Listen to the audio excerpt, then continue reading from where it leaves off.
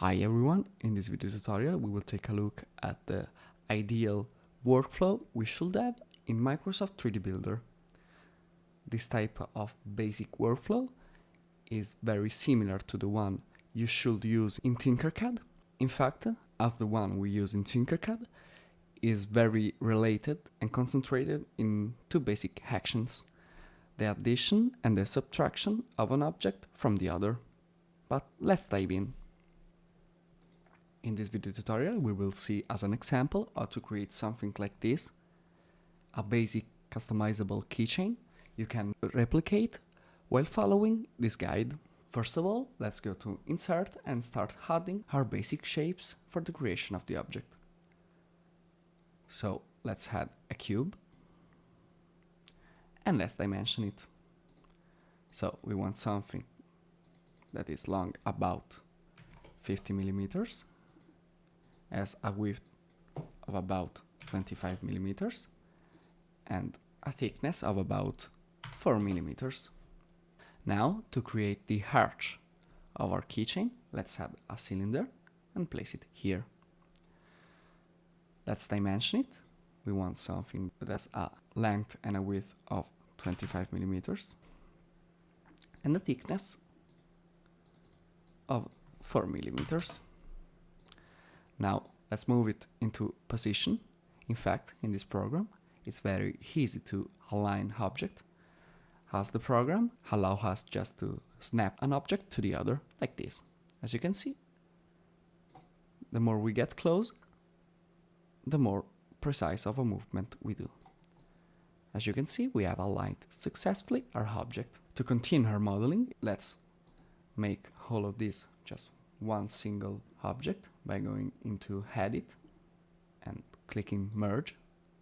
Now this is one singular object. For practicality, let's change its color to red and let's take it down a little bit.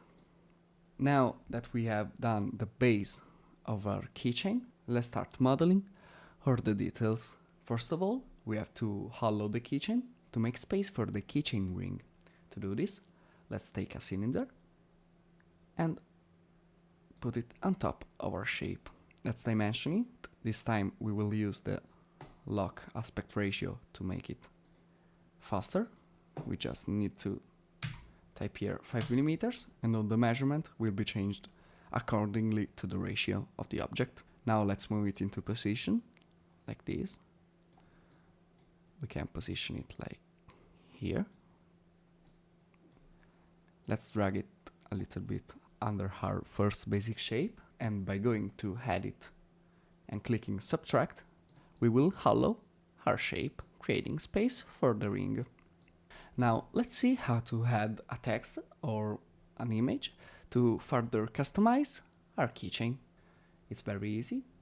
We just need to be in the Edit tab and click Emboss. By clicking Emboss, we can add a basic text, or maybe, if we want to, also a pattern or a shape we can load into the program. For practicality, let's stay with just a basic text.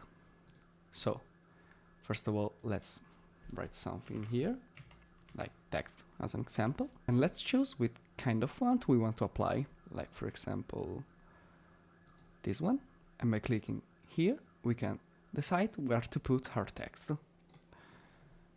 Now let's drag it, let's make it quite a little bigger, like this.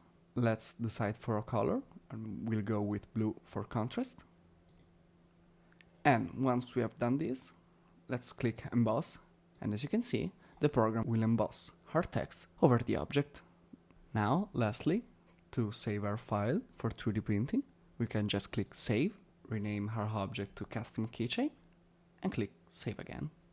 For this basic video tutorial over the ideal workflow to use in Microsoft 3D Builder, that's all. For more videos like this, follow JBDTube.